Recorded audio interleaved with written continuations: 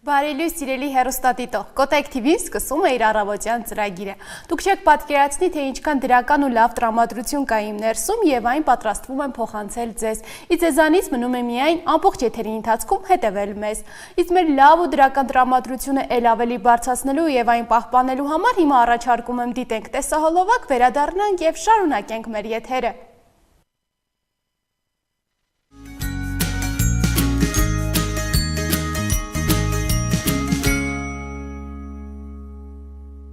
Մենք վերադարձանք սիրելի հեռուստադիտողներ, ասեմ, որ մեր օրերում նստակյաց ապրելակերպը, սխալ կեցվածքը, ֆիզիկական ակտիվության պակասը եւ մշտական ստրեսը մեծապես ազդում է մեր ողնաշարի առողջության վրա։ Այդ իսկ պատճառով շատ կարեւոր է տեղեկացված լինելը, լսել մասնագիտական խորհուրդներ։ Եվ մենք հենց այսօր անդրադառնալու ենք այս կարեւոր թեմային եւ մեր բոլոր հարցերի պատասխանները փորձելու ենք իմանալ ողնաշարաբան Տիգրան Գրիգորյանից։ Բարև ձեզ։ Բարև ձեզ։ Ինչպե՞ս եք։ Հիասքանչ։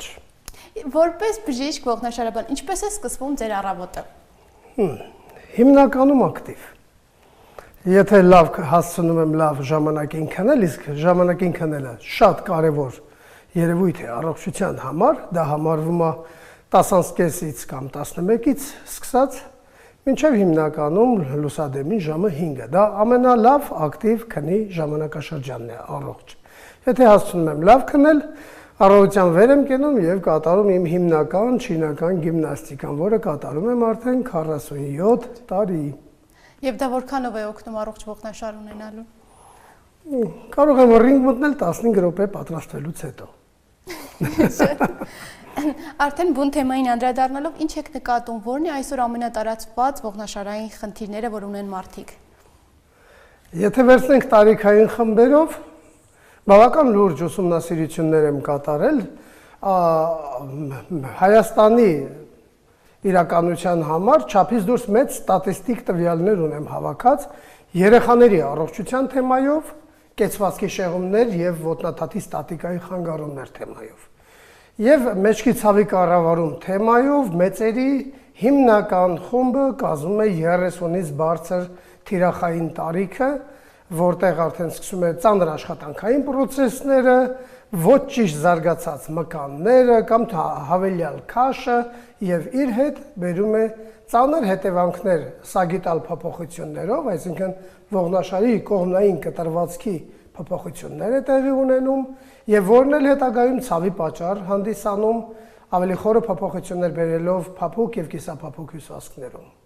Մենք բոլոր թեմաներին այսօր հերթով կանդրադառնանք, նաև խոսելու ենք երեխաների կեցվածքի շեղումներից, իսկ այս պահին նշեցիք ցավի կառավարում։ Դա ինչ է իրենից ենթադրում, ինչպես տարբերել սովորական մեջքի ցավը արդեն լուրջ առողջական խնդիրներից ողնաշարի հետ կապված։ Ամենախորը թիրախային հարցը ընտրեցիք։ Ցավի կառավարում թեման ինքը իր մեջ ամփոփում է մի քանի շերտ։ Առաջին հերթին ցավի պատճառը կամ պատճառահետևանքային կապը։ Ինչ պատճառներով է սկսում մեջքացավը։ Այդ շերտերի մեջ մենք պետք է ուսումնասիրենք նախնական ինչպիսի կառուցվածք ունի տվյալ անձը, որը արդեն ձևավորել է մեջքացավ։ Հիմնական մեջքացավ ասելով նկատի ենք ունենում հիմնականում գոտկային հատվածի ցավը, որը մոտավորապես ամբողջական ողնաշարային ցավերի մեջ կազմում է 80% ըստ ստատիստիկ միջազգային գիտական տվյալների։ Եվ մեջքի ցավի կառավարում թեման դրա համար հիմնականում ամփոփում է ողնաշարի գոտկային հատվածի ցավերը։ Գոտկային հատվածի ցավերը ձևավորվում են մի քանի պատճառներով։ Եթե վաղ պատանեկան տարիքում ունենք կեցվածքի կողմնային պրոյեկցիայի շեղումներ, ինչպիսիք են ողնաշարի գոտկային հատվածի արտահայտված լորդոզի անկյունը, այ եթե կողքից նայենք, մենք տեսնում ենք ողնաշարի գոտկային հատվածի փոսորակությունը։ Այս ֆիզիոլոգիական փոսորակությունը կոչվում է լորդոզ։ Եթե երեխան ունի ոտնաթաթի ստատիկայի խանգարում, մենք նորից վերադառնում ենք մանկական կամ պատանեկան տարիքի ուզենք թե չուզենք, եւ տազի դիրքը վերափոխված է, անտիվերսիա կամ ռետրովերսիա կառուցվածք ունի, ունենում է գոտկային լորդոզի կամ ուղղում, դրանից է ելնելով կամ խորը հիպերլորդոզ է ձևավորում։ Իսկ խորը հիպերլորդոզի դեպքում հետին պրոյեկցիայում ողնաշարի աղեղ ելունային հոդերի մակարդակում սկսում է նախնական ճզմումը կապանների հաստացումները, դեղին կապանների հաստացումները, որից հետո սկսում է միջվողային աճառի դիսկ կոչվածի հետին պատի փլուզումը ձևավորելով հիմնական ցավերը, այսինքն դա արդեն հիմքն է, նախասկիզբն է ճողվածքներ ձևավորելու։ Բայց մինչև ճողվածքներ ձևավորելը այն կարող է լավ ցավազգայունություն ունենալ, որովհետև մինչև ճողված ձևավորելը մենք այնտեղ հոդի հետ կապված աղեղ ելունային հոդերը այս սրանք են, ողը ողին միացնող այս հատվածները, այդ հատվածներում մենք ունենում ենք բավականին լուրջ փոփոխություններ, այտուցներ, փլուզումներ եւ դա նույնպես բերում է մեջքա ցավ։ Այսինքն, ելնելով այս կետից, մեջքի ցավի կառավարումը պետք է պարզաբանել առաջինը ռենտգեն հետազոտությամբ երկու պրոյեկցիա, պարզելով ինչպիսի ֆիզիոլոգիական կառուցվածքային փոփոխություններն են հիմք հանդիսացել ցավի առաջացման համար։ Երկրորդ պատճառը գերծանր աշխատանքային պրոցեսներն են կռացած դիրքով կամ սխալ դիրքերով երկար գերծանրաբեռնելով ողնաշարի այս կամ այն սեգմենտը, որը նույնպես մեջքի ցավի կառավարման համար կարևորագույն գործոնն է անամնեզ հավաքելուց պարզաբանելու համար։ Ինչն է պատճառ հանդիսացել գերծանրաբեռնմանը, որ դիրքը, ինչպիսի գերակշիռ երկարաժամկետ ծանրաբեռնվածությունը եւ այլն։ Հաջորդը տարիքային փոփոխություններ։ Մենք բոլորս էլ գիտենք, որ օստեոխոնդրոզ բառը, որը ես միշտ չեմ սիրում, որը իր մեջ պարունակում է բավականին բազմաշերտ հիվանդություններ, այսպես ասած ողնաշարի օստեոխոնդրոտիկ փոփոխությունները, որը վերաբերվում է թե ողի մարմնին, ոսկրաբանական փոփոխություններին, թե դիսկոպատիկ փոփոխություններին միջողային աճառի փլուզման արդյունքում, թե աղեղ ելունային հոդերի արթրոտիկ փոփոխություններին, թե կապանների, բոլոր կապանների հիպերտրոֆիային, իսկ այդ կապանները այստեղ շատ են, եւ առաջային կապանը, եւ ողնանցքի առաջային կապանը, եւ ֆասետային կապանը, եւ դեղին կապանները, եւ միջփշային կապանները։ Կապանային համակարգը նույնպես կարող է հիպերտրոֆիայի ենթարկվել, փոփոխվել, հաստանալ եւ այտուց առաջացնելով նույնպես դառնալ ցավի լրացուցիչ պատճառ։ Այսինքն տարիքային օստեոխոնդրոզ բառը իր մեջ պարունակում է բավականին բազմաշերտ հիվանդությունների եւ պրոցեսների շարունակական շարք եւ հիմնականում վիկտորինայի հարցը սա է։ Իսկ օստեոխոնդրոզը բուժվում է, ես միանգամից պատասխանում եմ, իսկ ծերությունը բուժվում է։ Որովհետեւ օրգանիզմի ծերացման պրոցեսը, այդ թվում նաև գերծանրաբեռնված աշխատանքով, բարձր քաշով եւ այլն, եւ ոչ շարժունակ հիպոդինամիկ կյանքի վարույթով, բնականաբար օստեոխոնդրոզը ձևավորվում ավելի վաղ տարիքում, իսկ ծերունական փոփոխությունների արդյունքում ավելի ուշ տարիքում։ Իսկ ինչպես վարվել պրոֆեսիոնալ սպորտսմենների հետ։ Այն պրոֆեսիոնալ սպորտաձևերը, որոնք որ անկանոն գերծանրաբեռնումներ են պահանջում, դրանք նույնպես պատճառ են հանդիսանում այդ փոփոխություններին եւ մեջքացավի պատճառ հանդիսանում։ Բայց քանի որ նրանց մկանները մարզված են, մի քիչ ավելի երկար են դիմանում։ Իսկ կա բացի տարիքային խմբից նաև ռիսկի հիմնական այնպիսի գործոններ, որոնք պայմանավորված են նաև աշխատանքով, այնպիսի մարդիկ, որոնք կամ նստակյաց են իրենց աշխատանքը կամ երկար ժամանակ կանգնած են մնում։ Այո։ Ես դրա համար ունեմ մոտավորապես 11 հոդված, գիտական հոդված, որը վերաբերվում է տարբեր զբաղվածության եւ տարբեր ծանրաբեռնվածության մարդկանց եւ տարբեր իրավիճակներին, այո, այսինքն նաեւ հղիության իրավիճակն ենք հաշվի առնում, պատանեկան երկար այդ սեղանների աթոռներին, դպրոցական սեղանների աթոռների օգտվելու ժամանակը, երկար ժամանակը հաշվի առնելով ես բավական լուրջ աշխատություն եմ գրել էրգոնոմիկան եւ հենաշարժ համակարգի կառավարումը ըստ հղիության ընթացքի, ըստ պատանեկան կրթության եւ երիտասարդական կրթության ընթացքի երկար ժամեր նստակյաց աշխատանքի, ըստ նստակյաց աշխատողի էրգոնոմիկա եւ հենաշարժ համակարգի առողջություն, ըստ գերծանրաբեռնված սխալ պարանոցի դիրքի, ըստ պրոֆեսիոնալ սպորտային ծանրաբեռնվածության եւ ըստ տարիքային խմբերի եւ օստեոպարոզների։ Այդ բոլոր թեմաներով ողնաշարի եւ հենաշարժ համակարգի կառավարման մեթոդաբանությունները ունենք մշակված բավականին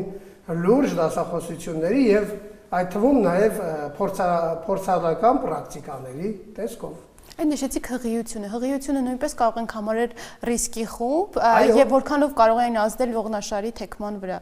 Հաշվի առնենք, որ հղիության ընթացքում կնոջ օրգանիզմը շատ արագ եւ կարճաժամկետ հարկադրական փոփոխությունների է ենթարկվում պտուղի ձևավորման ըստ պտուղի ձևավորման փուլերի։ Հիմնականում 3-րդ փուլից սկսած դա հիմնականում 20 շաբաթականն է, հիմնական հանդիսանում կնոջ օրգանիզմը հարկադրաբար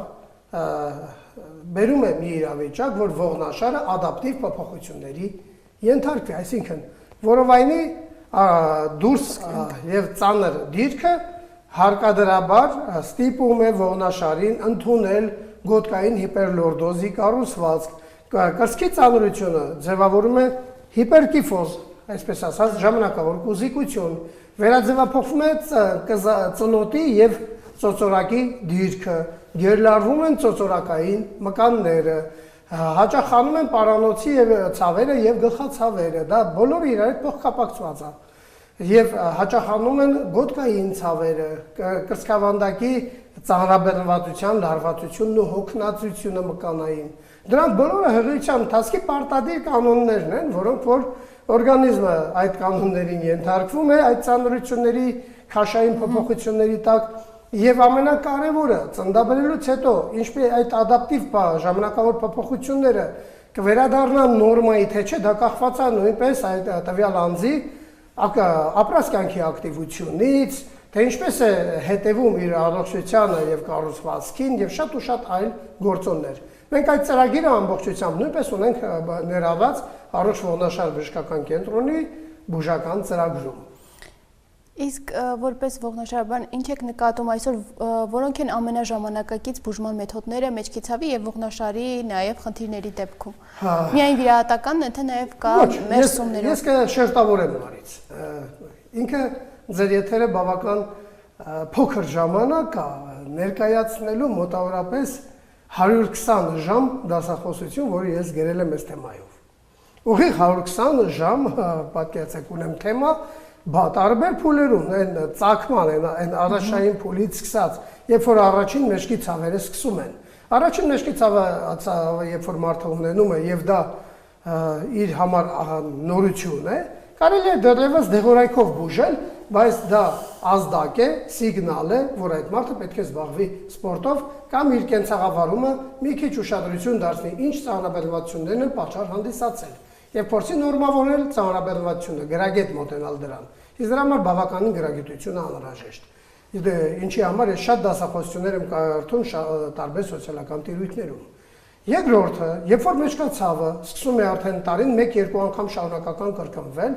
միայն դեղորայքային բուժումը բավական քիչ կլինի։ Իհարկե պետք է դեղորայքային բուժում նշանակել, բայց բավական քիչ կլինի խնդիրը լուծելու համար։ Արդեն այդ փուլում պարտադիր գոնե ռենտգեն հետազոտություն պետք է անել, դիմել մասնագետներին, մասնագետները պլանավորեն գոնե մի քիչ ակտիվ վերականգնողական բուժում կինեզիոթերապիայի տեսքով, երբեմն ֆիզիոթերապևտիկ թեթև միջամտությունների տեսքով, մանուալ թերապիայի տեսքով, մերձումների տեսքով եւ այլն։ Դա այն փուլն է, որ շատ հեշտությամբ կարելի է հաղթահարել։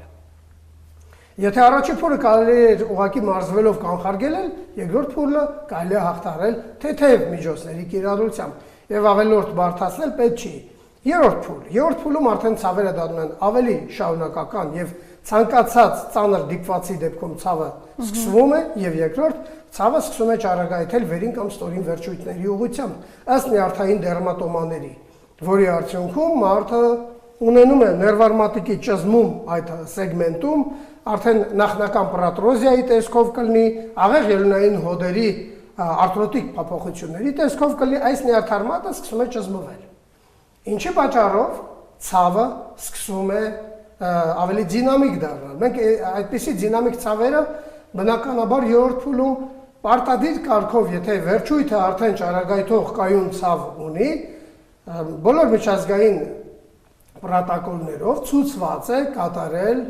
MRT հետազոտություն, ոչ ԿՏ հետազոտություն։ Երբեմն անում ենք MRT նույնպես ռենտգեն հետազոտությունն էլ հետը։ Ինչի որ ռենտգենով պարզաբանենք կեցվածքային կամ ֆունկցիոնալ խնդիրները, որը չի ցույց տա MRT-ն, իսկ MRT-ով ցույց է տալիս փափուկ եւ կիսափափուկ հյուսվածքների փոփոխությունները ողնանցքում, միջվողային լուսանցքում եւ հարվողային տարածություններում, թե ինչպեսի փոփոխությունների ենթարկվել միջվողային աճառը, կամ հոդը, կամ կապանները, կամ ողնանցքի կապանները։ Դրա համար անհրաժեշտ է արդեն ավելի բարձր որակավորում ունեցող պրոֆեսիոնալ մասնագետի կոնսուլտացիա, որից հետո բուժման հստակ պլանավորում, որովհետև եթե այդ փուլում շատ գրագետ թիրախավորված չլինի ֆիզիոթերապևտիկ միջամտությունները, տարբեր ձևի ֆոնոֆորեզներով, բարձր հաճախականության մագնիտոթերապևտիկ միջամտությունները, հաջորդը, բարձր հաճախականություն լազերային թերապիան, հարվածալիքային թերապիան, ուլտրաձայնային կամ գերձայնային թերապիան եւ նմանատիպ միջամտությունները շատ են։ Արդեն մասնագետը ինքն է ընտրում թիրախը եւ միջամտության եւ ազդեցության տեսակը, բայց միայն ֆիզիոթերապիան այստեղ բավական քիչ է։ Ես միշտ եղել եմ եւ մնում եմ այն կարծիքին եւ այն փորձառությունը ունեմ 20 տարվա, որ կոմպլեքսային բուժման մեթոդաբանությունները միշտ ունենում են ամենաբարձր եւ ամենաշարունակական արդյունավետությունը, որովհետեւ երրորդ փուլի կամ նախնական ճողվածների դեռևս ոչ ուժեղ ներվարմատեկի ճզմումով տարբերակները դեռ բուժելի են ու եւ կապ չունի քանի միլիմետր են եւ միշտ երբ որ սոցիալական կայքում դասախոսում եմ միշտ հարցը սա է բժիշկ իսկ 7 մմ-անոց ճողվածքը հնարավոր է կոնսերվատիվ բուժել։ Բացատրում եմ, կախված դասավորվածությունից, կախված թե որ սեգմենտում է, 12 մմ-անոց ճողվածն էլ հնարավոր է ոչ վիրահատական բուժման ենթարկվի։ Եվ հնարավոր է, որ 6 մմ-անոց ճողվածքը լուսանցքում այնպես դասավորված է, մարդու մոտ միջվողային լուսանցքը բնածին նեղ է։ Ճողվածքի դասավորվածությունը ուղիղ նյարդարմատիկի բնիկի վրա է։ Եվ մնացած գործոնները, օրինակ աղեղը լնային հոդը արթրոտիկ փոփոխված է։ Այդ ժամանակ հարկադրված մենք ենք ուղարկում պացիենտին վիրահատության, քանի որ տեսնում ենք արդեն 4-րդ փուլում է մարդը գտնվում։ Եվ միլիմետրը տեղ արդեն այդքան կապ չունի, կապ ունի թե ինչ ճզմում է առաջացնում, ինչ ստենոզ է առաջացնում նյարդարմատիկի ուղղությամբ։ Եվ ինչ հետևանքներ, ծանր հետևանքներ կարա ունենա մարդը, եթե երկար չվիրահատվի։ Սովորաբար նման դեպքերում բուժման պրակտիկան վերականգնողական 5-ից 7 օր պետք է տևի։ Եթե բժիշկը պրոֆեսիոնալ է, պետք է թիրախավորված 5-ից 7 օրվա ծրագիր անի, պարզաբանելով խնդիրը նյարդավիրաբույժի եւ պացիենտի հետ, բուժառուի հետ, որից հետո սկսեն այդ ծրագիրը։ Եթե ծրագիրը թույլ կտա 5-ից 7 օրվա մեջ 40-ից 50% արդյունավետություն ապահովել, արդեն հնարավոր է, որ վիրահատության մասին այլևս չմտածենք։ Այդ ժամանակ նույնպես ներառում ենք պաշարումները, բլոկադաները, տեղային, մկանային, այդ թվում նաև միջլուսանցքային տարածություն, ողնանցք, եւ օգտագործվում է ֆիզիոթերապիայի, կինեզիոթերապիայի, բուժական մերսման, ինչը որ շատերը հերքում են, լայնածավալ գրագետ միջամտությունների շարքը։ Երբեմն 15-ից 20 օրվա մեջ կարողանում ենք մարդուն շատ լավ որակով ոտքի հանել եւ բացառել վիրահատությունը այդ փուլում, իսկ հետագայում եթե պացիենտը հետայցերով ամիսը մեկ անգամյա այցով շարունակի իր ծրագիրը, մեր տված հանձնարարություններով տանը մարզանքները շարունակի ամրապնդելով ողնաշարը եւ մի տարվա ընթացքում եթե ոչ մի ռեցիդիվ չենք ունենում, արդեն մարդուց է կախված, կկրկնվի դա, թե կշարունակի իր ճիշտ կյանքը եւ այլևս չի հիշի այդ ճողվածքի առաջացած ցավերի եւ բարդ հետևանքների մասին։ Իսկ եթե արդեն դեպք այնպիսին, որ պետք է գնա մարդը վիրահատության։ 4-րդ փուլում։ Վիրահատությունից հետո որքանով է հավանականությունը, որ այն լիարժեք կբուժվի ողնաշարը։ Ինչպես չվիրահատելու, այնպես էլ վիրահատելու դեպքում հավանականությունը, որ ճողվածքը կկրկնվի, միշտ մնում է մեծ, կախված պացիենտի փորձառությունից, գրագիտությունից, ուղղորդվածությունից եւ աշխատասիրությունից։ Ինչ եմ հերթով այս բոլոր տարրերը նշում։ Պացիենտը պետք է հասկանա այն փորձառությունը, որի արդյունքում ձևավորել է ճողվածք իր աշխատանքային ծանրաբեռնվածության կամ հիպոդինամիայի, պետք է փոխել այդ փորձառությունը։ Երկրորդը, պարտավոր է նա բավականին լուրջ ինֆորմացիա հավաքել իր խնդրի մասին, որպեսզի նախադեպը հետագայում չունենա։ Երրորդը, աշխատասիրությունը։ Պարտադիր կարգով պացիենտը պետք է սկսի իր վրա աշխատել։ Վիրահատությունից հետո, եթե իմպլանտներ չի տեղադրված, երկրորդ ամսվանից սկսած մենք հետ վիրահատական վերականգնողական ծրագիրը սկսում ենք պացիենտի հետ, խորությամբ գրագիտացնելով, ուղղորդելով, թե ինչ անել, ինչպես անել եւ ինչ չանել ամենակարևորը։ Դրանից հետո արդեն իրանից է կախված, ամեն բան կախված է բուժալուից։ Վիրահատությունը ինքը չի լուծում խնդիրը ընդմիշտ։ Երեք իմ եթերում մի երիտասարդ գրել էր, որ իսկ բուժումը, եթե դուք իրականացնեք, ու այդ բառն էլ կիրառել էր, այդ բուժումը վերջնական է, մի հատ էլ ավելացրել է, հավիտյան է, պատասխանը տվեցի, եթե դու հավիտյան ես ապրելու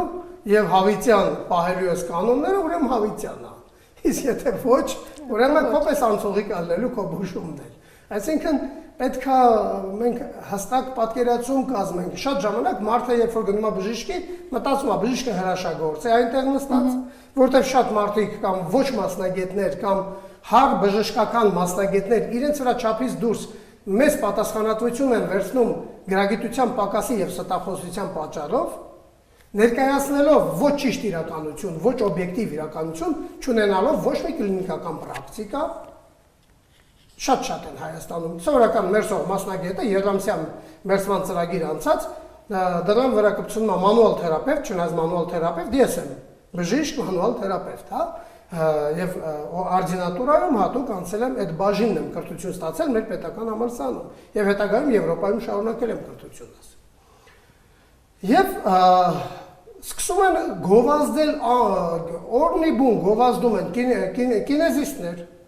Հիանալի մասնագիտություն է կինեզիստը, բայց արդյոք կինեզիստը կարող է կլինիկական պրակտիկա իրականացնել բուժման պլանի մեջ։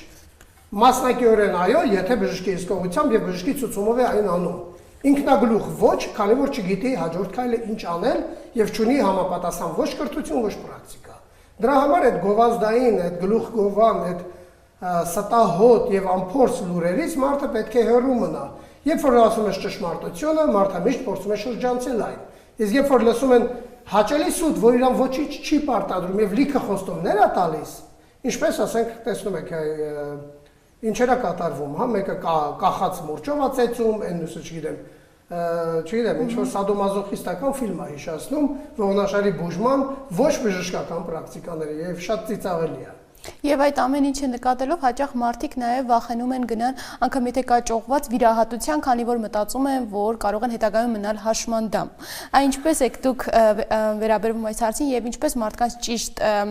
բացատրել, որպեսզի նրանք չվախենան վիրահատություններից։ Հումորով եմ վերաբերվում։ Միգուցե վատ նախադեպ եղել է ինչ որ մի բժշկի հետ կապված, ինչ որ վիրահատության հետ կապված, ելնելով դրա օբյեկտիվ եւ սուբյեկտիվ պատճառներից, որը որ ոչ ոք հələ չի քննել, որովհետև եթե որևէ բժիշկ իր մեղքով ինչ որ բան արած լիներ, հաստատ դատված կլիներ վաղուց։ Բայց երբ որ պացիենտը բժիշկին դիմում է բավական ուշացած, ինչի մասին քիչ առաջ խոսում էի, բավականին լուրջ մի ահռելի բանակ ստախոսների եւ ոչ մասնագետների, խաբեբաների բառից բուն իմաստով, այդ մարդուն ապակողնորոշում է բժշկի դիմել, վախեր առաջացնելով, որ դուք հաշմանդամ կդառնաք, իրականում այդ մարդը դառնում է հաշմանդամ, բայց հենց այդ ստախոսների պատճառով։ Մեկը Ատլանտ ուղղելով է փորձում բոլոր հիվանդությունները բուժել կապելով Ատլանտ կոնցեպտը ընդհանրապես աշխարհի հազարավոր կոնցեպտներից մեկն է, որը ոչ մի բժշկական հիմնավորում չունի։ Իսկ Հայաստանում դրա համար 7 րոպեում Ատլանտ ուղղելու համար մենք ընդհանրապես կոնսուլտացիայի ժամանակ ենք մարդու Ատլանտը ուղղում,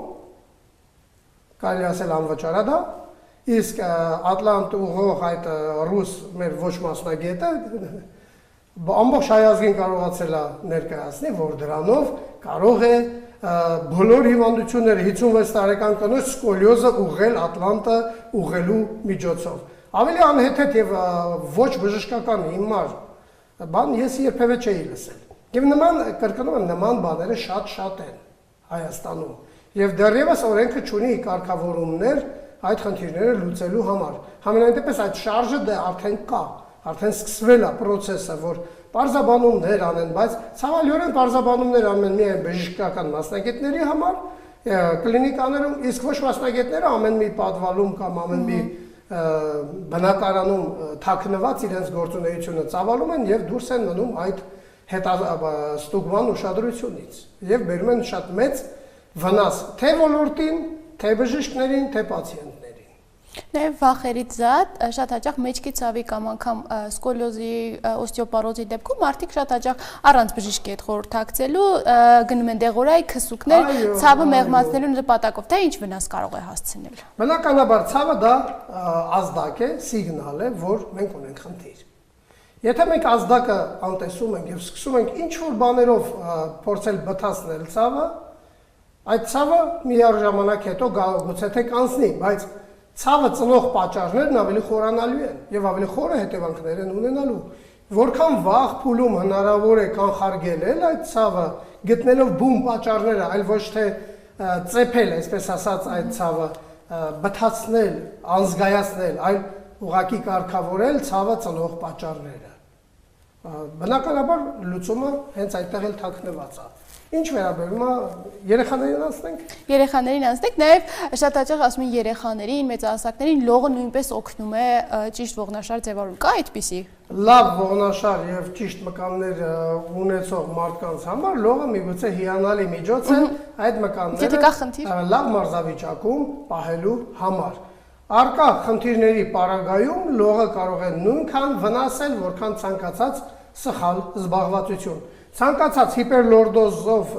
գոտկային խորը փոսորակ լորդոզով ձևավորված ճողվածքներ ունեցող մարդիկ լողով կարող են սրացնել վիճակը եւ գնալ վիրահատության։ Դա ես ձեզ վստահորեն հստակ ստատիստիկ տվյալներ եմ ասում իմ փորձառությունից ելնելով։ Միայն 1850 բուժառուի երեխաների սկոլիոզներով ստատիստիկ տվյալներ ունեմ, թե ինչպեսի բուժման պլան եւ ինչպեսի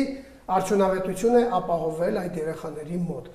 Մեջքացավի կառավարման հետ կապված շատ ավելի շատ այդ մոտ 4000-ը անցել է արդեն։ Ընդհանուր թվով 36000 կոնսուլտացիա եմ արել Հայաստանում եւ երկրից դուրս, տարբեր երկրներում։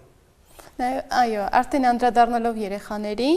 շատ երեխաների մոտ ամենատարածվածը կեցվածքային շեղումներն են եւ դրա հիմնական պատճառը շատ հաճախ եւ ծնողները եւ անգամ դպրոցում ուսուցիչները նշում են ծանր պայուսակներ գրել կամ գրելու ընթացքում շատ երկար ժամանակ թեքված նստելը, դրանք կարող են պատճառներ հանդիսանալ արդեն կեցվածքային շեղումների։ Կեցվածքային շեղման պատճառ դրանք չեն կարող հանդիսանալ։ Դրանք կարող են արդեն իսկ ձևավորված կամ ձևավորվել սկսող կեցվածքային շեղման հակումը մի փոքր արագացնել, մի փոքր սրացնել, բայց ոչ պատճառ հանդիսանալ, կրկնում եմ։ Ընդհանրապես մանկական իդիոպաթիկ սկոլիոզի թեման պարզաբանելուց բավականին միֆերի մասին ենք լսում, անհեթեթ միֆեր, որ այ պայուսակը գցեց աչուսին եւ արդյունքում ողնաշարը ծռվեց։ Չէ՞ որ ողնաշարը ծռվեց էսա ձև։ Եթե աչուսին է գցել, լոգիկան, ոնց է աշխատում այդ լոգիկան, կրծքավանդակը քանի աստիճան թեքվեց, գոտկատեղը քանի աստիճան թեքվեց, հիմնականում, ասեմ ձեզ, աչլիկների մեծ մասը աչուսին են գցում, չէ՞ պայուսակը։ Մի հատ հիշեք ինքներդ ձեզ։ Ես ձախլիկ եմ, ձախուսիս եմ գցում պայուսակը եւ բռնում։ Աչուսին գցեց, բռնեց։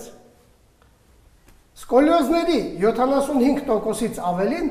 կրծքավանդակը աչակողմյան սկոլիոզ է։ Ըստ այդ լոգիկայի պետք է սկոլիոզը լիներ ձախակողմյան այդ դեպքում։ Գերախ կշտեր ոչ թե աչակողմյան, այլ ձախակողմյան սկոլիոզը։ Այդ լոգիկան ոչ մի տրամաբան է, այդ տրամաբանությունը ոչ մի քննարկման չի, քննադատության չի կարող դիմանալ։ Մանկական իդիոպաթիկ սկոլիոզ ինչի համար ենք համարում, որովհետև իդիոպաթիկ բառը արդեն նշում է դրա պատճառը։ Պատճառը անհայտ է։ Մանկական իդիոպաթիկ սկոլիոզը ըստ ծագումնաբանության հիմնականում ունենում է գենետիկ, ժառանգական նախատրամադրվածություն։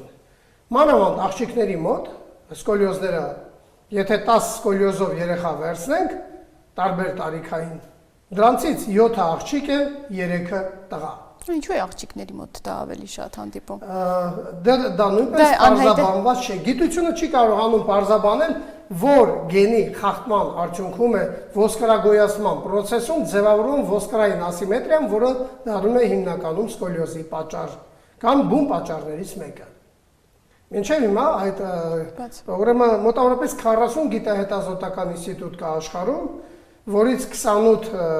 ինստիտուտների առաջատար պրոֆեսորները ինձ դասավանդել են։ Ես SIAS ծրագիրն եմ ներկայացնում Հայաստանում, ISICO գիտահետազոտական ինստիտուտի, բայց նաև ուսումնասիրել եմ Կատարինա Շրոտի դպրոցը, Rigo Concept դպրոցը, ֆրանսիական Lyon դպրոցը եւ այդ բոլոր դպրոցներն իրար հետ, դրանք ամենահզորներն են աշխարհում, նույն բանի մասին են խոսում։ Անհայտ է պատճառը, այլ բան է կառավարման հնարավորությունը։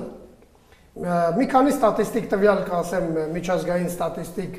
հետազոտությունների արդյունքներից, թե ինչպես է ձևավորվում, ինչպես է սկոլիոզը զարգանում, այս զարգացման մասին մեծ սիրով խոսել։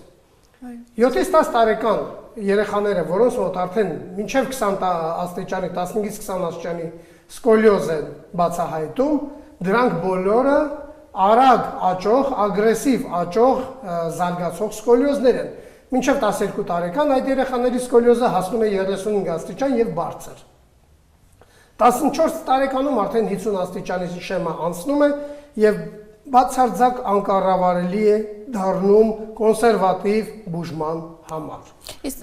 նշենք 7 տարեկանից հետո է ավելի շատ ռիսկը, որ կարող է սկոլիոզ եւ կեցվածքը որ տարիքից։ Հիմնական ռիսկի խմբերը 7-ից 10 տարեկանն է։ Եթե վաղ տարիքում ծնողները ուշադիր լինեն, այդ ոսկրագոյացման ակտիվ աճի առաջին փուլն է համարվում 7-ից 10 տարեկանը։ Եթե ծնողները ուշադիր լինեն, կա սովորական տնային տեստավորում։ Եթե անեն եւ ուշադրություն դարձնեն իրենց երեխային, անմիջապես այդ դեպքում, եթե պարզաբանվել է սկոլիոզը, առաջին քայլ չենք դիմում ոչ մասնագետների, մեկ, առաջին կանոն, ոչ մի, եթե այդ մարդը բժշկական կրթություն չունի, իրավունք չունի սկոլիոզ վարելու։ Առավել եւս, նույնիսկ եթե բժշկական կրթություն ունի, բայց նեղ մասնագիտական վերապատրաստում կամ խորացված մասնագիտական կրթություն չունի, լավ կլինի այդ կարծիքը նույնպես հաշվի չառնել։ Պետք է հաշվի առնել առաջինը գոնե օրթոպեդների կարծիքը։ Առաջին փուլում լավ կլինի, որ օրթոպեդները ուղղորդեն ամբողջական ռենտգեն հետազոտման, Հայաստանում արդեն մի քանի տեղ ամբողջական ռենտգեն հետազոտություն սկոլիոզի բացահայտման համար անում են, 2 պրոյեկցիայով ցոցուրակոսկրից մինչև գոնե կոնքազդրային հոդագլուխներ, որպեսզի պարզաբանեն ուղիղ պրոյեկցիայում ոտքերի միջև անհամաչափություն կամ լատերալ դեկոմպենսացիա կա թե չկա։ Երկրորդը պարզաբանում են սկոլիոզի տեսակը, S-աձև, C-աձև, խառատիպի եւ այլն։ Հաջորդը աստիճանի պարզաբանում։ Հաջորդը սկոլիոզը բերել է իր հետ կողմնային կտրվածքի շեղումներ, կուզիկություն եւ լորդոզի անկյան հիպո կամ հիպեր փոփոխություն։ Հաջորդը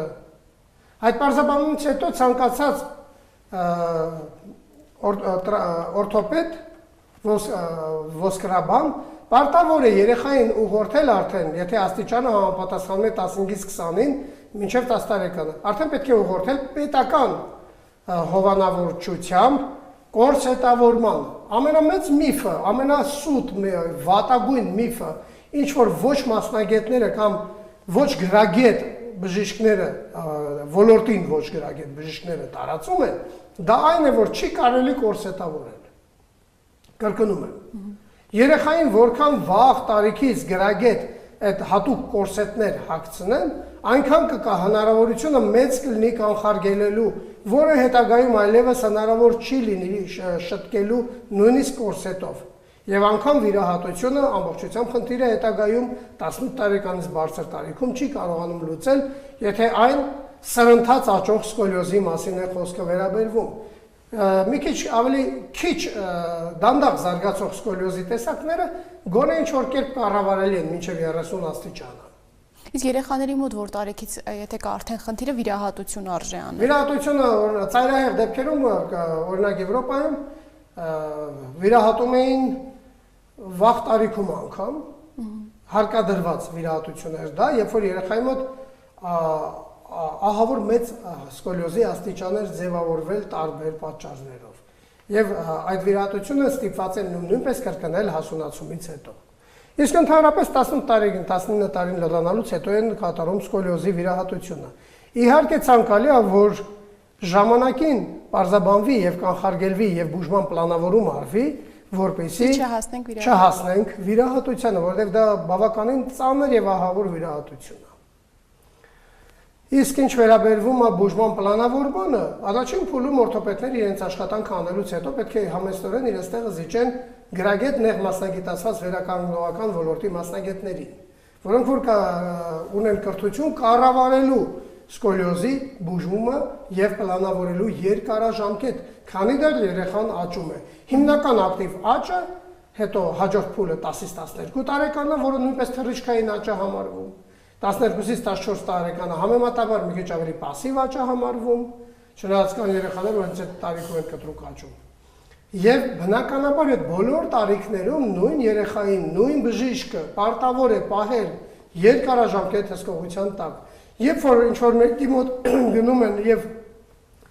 որը որ մասնագետ չի եւ խոստանում է մերսումով կամ սովորական կինեզիոթերապիայով, առանց որևէ այլ միջամտության, սկոլիոզը կբուժի 1 կուրսով կամ, չգիտեմ, նույնիսկ 2 կուրսով, նույնիսկ 1 տարում, նույնիսկ 2 տարում, դա արդեն իսկ սխալ ուղղվածություն է։ Սկոլիոզը պետք է կառավարելի լինի առաջին հերթին 24 ժամ շարունակ։ Ինչպես կառավարել սկոլիոզի աճման ընթացքը, առավել եւս սրընթաց ընթացքը, եթե այն չենք սաստել սեղմիրանով, կորսետով, հա։ Շատ ժամանակ սկոլիոզի համար մենք պատվիրում ենք եւ երեխային պարտադրում ենք, որ կրի սեղմիրան TLSO կոչվող, այսինքն կրծքա, գոտկա, սրբանային սեղմիրան հայերեն թարգմանությամբ։ Դա շատ կարևոր բան է։ Ասեմ, մեր պետությունը դա ֆինանսավորում է։ Եվ երբ որ բժիշկը գրում է սեղմիրան, սոցիալական համապատասխան ծառայությունից ստանում են հավաստագիր եւ դիմելով համապատասխան տեխնիկ բիոմեխանիկների պատրաստվում է իրենց համար հատուկ սեղմիրան, որը իրանք կրում են հիմնականում 23 ժամ շարունակ օրվա ընթացքում եւ դա մեծ արդյունավետություն է ապահովում զուգորդված վերականգնողական երկարաժամկետ վարժություններով եւ բժիշկների հսկողությամբ։ Այդտեղ պետք է վերահսկողությանը մասնակցի օրթոպեդը, վերականգնողաբանը եւ տեխնիկ բիոմեխանիկը, որը որ կորսետը շարունակաբար կարիք անում փոփոխելու, կորեկցիա անելու, ձևափոխելու, արդեն փոխելու հասակը աճելուն հետ եւ այլն։ Իսկ բացի կորսետներից, որը նշեցիք, նաև լինում է, որ կոշիկների մեջ տեղադրում են օրթոպեդիկ սարքեր։ Դա արդեն խոսքը վերաբերվում է հարթաթաթությանը կամ ողնաշարի թեքման դեպքում հաճախ նաև ասում են դա էլ նույնպես։ Եթե ողնաշարի թեքմանը զուգընթաց երեխան ունի ոտքերի ասիմետրիա կամ հարթաթաթություն, բնականաբար դա նույնպես պետք է անել, բայց ուղղակի վերցնել երեխային սուպինատոր հագցնել, օրթեզ հագցնել, կորսետ հագցնել եւ ոչինչ չանել, դրա վատագույն հետևանքները կլինի այն, որ տվյալ երեխայի մկանային կառուցվածքը կթուլանա, չի զարգանա համաչափ եւ այդ կորսետը հանելուց հետո երեխան շատ ավելի վատ վիճակի մեջ կհայտնվի։ Ահա թե ինչի համար շատ ժամանակ բժիշկ որոշ մասնագետներ, այդ թվում նաև ես ասում են, եթե կորսետավորում, ուրեմն պարտադիր հատուկ ֆիզիկական վարժություններ միջազգային պրոտոկոլներով ընդունված, այսինքն դրանք են կրկնեն Իզիկո գիտահետազոտական ինստիտուտի դպրոցը, SIAS դպրոցը, դա է Կատարինա Շրոտի դպրոցը, դա է Rigo Concept դպրոցը կամ ֆրանսիական Lion դպրոցը։ Հիմնական ամերիկյան դպրոցը մի քիչ ավելի թույլ է եւ ավելի քիչ պոպուլյար է աշխարհի պրակտիկայում։ Ես հիմնականում ամենապոպուլյար դպրոցներն եմ ասում, որոնց մեջ այսօր առաջատար է հանդիսանում SIAS դպրոցը, որը ես ավարտել եմ։ Պատկերացրեք, ուղիղ 1 տարի եւ դրանից հետո շարունակական այցերով հատուկ կրթություն եմ ստացել, որպեսզի սկոլիոզի բուժման պլանավորում իրականացնեմ։ Ես ուզում եմ հասկանալ, երբ որ մարդը այդքան ինֆորմացիա չունի, գիշեր-ցերեկ ռեժիմով աշխատել, սովորել ենք եւ օրական 20-30 кейս ենք ուսումնասիրել, տարբեր դեպքեր ենք ուսումնասիրել, մոտավորապես 50-ից ավել պետությունների մասնակից բժիշկների թիմերով եւ առաջատար պրոֆեսորների ուղղորդմամբ։ Այդ ամբողջ ինֆորմացիան եւ պրակտիկան չունենալով ինչպես կարելի է խոստանալ կամ փորձել երեխայի սկոլիոզ ուղղել, խլելով այն ոսկե ժամանակը, իրոք այն ոսկե ժամանակը, որի ընթացքում կարելի է գրագետ ուղղել այդ երեխային։ Ճիշտ մեթոդաբանություններ կիրառելով, ժամանակին կուրսետավորելով, հետայցային շարունակական վերահսկմամբ եւ շարունակական ռենտգեն հետազոտություններով պարզաբանելով դրական ունենք դինամիկա թե բացասական։ Միայն այդպես կարելի է կառավարել սկոլիոզը։ Մնացած բոլոր միջամտությունները հանդիսանում են մեղմ ասած fake, ոչ որակյալ եւ ոչ պրոֆեսիոնալ։ Եվ ամփոփելով թեման, ինչ խորհուրդ կտաք ծնողներին երեխայի ողնաշարի առողջության պահպանման եւ հետագայում արդեն սկոլիոզից եւ այլ խնդիրներից խուսափելու համար, ինչ քայլեր պետք է անեն։ Առաջին քայլը ես կուզենամ, որ ծնողները հասկանան, որ չի կարելի դիմել ոչ մասնագետներին կամ թերի մասնագետներին։ Դա պարտադիր կարգով նեղ մասնագիտական կրթություն ստացած բժշկի աշխատանք է։ Երկրորդը, ուշադիր եղեք ձեր երեխաներին, հարգելի ծնողներ։ Տեսեք, ես ես կնկարագրեմ, թե ինչպես պարզաբանեք ձեր երեխան ունի սկոլիոզ, թե ոչ։ Կանգնացնում եք երեխային թիկունքով դեպի ձեզ, ծնկները ուղիղ զգաստ, ոտնաթաթերը մի գծի վրա եւ երկու բռունցքի հեռավորությամբ միմյանցից հեռու։ Ձեռքի ափերը կպցնում են իրար եւ գլուխը կլորացնելով մեջքը աստիճանական կարգով թիկունքով ձեզ կանգնած, մեջքը աստիճանական կարգով կլորացնում են եւ դուք նայում եք թիկունքին։ Եթե թիակների մեջ կա հավասարություն, ուրեմն նշանակում է այդտեղ ուղիղ է։ Եթե թիակների մեջ կա միակողմանի կուզիկություն, մյուս կողմում փոսորակություն, դա արդեն միանգամից խոսում է սկոլիոզի մասին։ Նույնը մի քիչ ավել կրացնելով կտեսնեք ողնաշարի գոտկային հատվածում թիակներին հակառակ, հակադարձ կողմում պետքա գոտկատեղում նույնպես լինի որոշակի կուզիկություն եւ հակառակ կողմում փոսորակություն։ Դա առաջին նշանն է, որ հեշտությամբ կարող եք բացահայտել ձեր երեխան ունի սկոլիոզ, թե չունի սկոլիոզ։ Երկրորդը, հետևեք նույնպես ձեր երեխայի ոտնաթաթի ստատիկայի խանգարմանը։ Կանգնացնում եք երեխային կողքով դեպի ձեզ, ձեր կողմի ոտքը մեկ քայլ առաջ է դնում երեխան բոբիկ, մեկ քայլ առաջ է դնում ձեր կողմի ոտքը, մեկ լավ քայլ։ Եվ նայում եք հետ ընկած ոտքի թաթի կամարին։ Եթե կամարի անկյունը փոսորակությունը պահպանված է, նշանակում է ձեր երեխան խնդիր չունի։ Իսկ եթե կամարը ամբողջությամբ փլուզված է հատակին, այսինքն հարթված է, ձեր երեխան ունի հարթաթաթություն եւ հարթաթաթության համար նույնպես հատուկ ծրագիր է պետք իրականացնել վարժություններով, տարբեր ստիմուլյացիոն սարքավորումներով, ինչը մեր կլինիկայում շարունակաբար անում ենք արդեն տարիներով։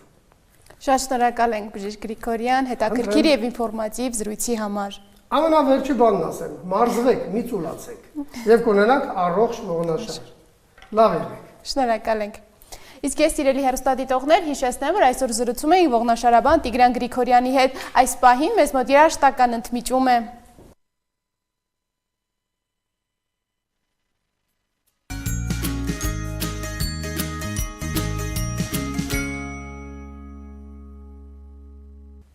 Սիրելի հեռուստադիտողները, մենք վերադարձանք, իսկ հիմա հերթը օգտակար խորհուրդներին է եւ միասին այսօր խոսելու ենք կարագի մասին։ Կարագը որպես կենդանական ճարպ պարունակում է մի շարք սննդարար նյութեր, պարունակում է A, D, E, K վիտամիններ, որոնք կարևոր են տեսողության, ոսկրերի, մաշկի եւ իմունային համակարգի համար։ Կարագը պարունակում է որոշակի օմեգա 3 եւ օմեգա 6 ճարպաթթուներ, որոնք օգտակար են ուղեղի եւ սրտի համար։ Բնական յուղով պատրաստված կարագը բարձր կալորիականությամբ սնունդ է եւ արագ էներգիա է ապահովում, սակայն չափից ավելի կամ հաճախակի օգտագործման դեպքում կարագը կարող է բացասական ազդեցություն ունենալ առողջության վրա։ Կարագը հարուստ է հագեցած ճարպերով, որոնք երկարաժամկետ օգտագործման դեպքում կարող են բարձրացնել սրտանոթային հիվանդությունների ռիսկը։ Շատ բարձր կալորիականություն ունեցող մթերք է եւ չափից դուրս օգտագործման դեպքում նպաստում է նաեւ քաշի ավելացմանը։ Կարագը պարունակում է որոշակի քանակությամբ լակտոզ, ինչը կարող է խնդիրներ առաջացնել լակտոզի անհանդուրժողականություն ունեցող մարդկանց մոտ։ Եթե կա սրտանոթային հիվանդություններ, խոլեստերինի բարձր մակարդակ, շաքարային դիաբետ, քաշի ավելցուկ, լյարդի կամ լեղապարկի խնդիրներ, ապա կարագի օգտագործումը խորհուրդ չի տրվում։ Իմ շատ սիրելի հեռուստադիտողներ, այսօր նշեմ, որ ուրբաթ է։ Ուրբաթ օրը մեզ հնարավորություն է տալիս ամփոփելու անցած շաբաթվա ընթացքում մեր արած քայլերը, նշելու մեր մեծ ու փոքր հաջողությունները եւ նոր ոգևորությամբ պատրաստվելու հանգստի եւ հաջորդ շաբաթվան։ Ձեզ մաղթում եմ անսպառ էներգիայով օր, ուրախ հանգստյան օրեր, իսկ մենք արդեն կհանդիպենք երկուշաբթի։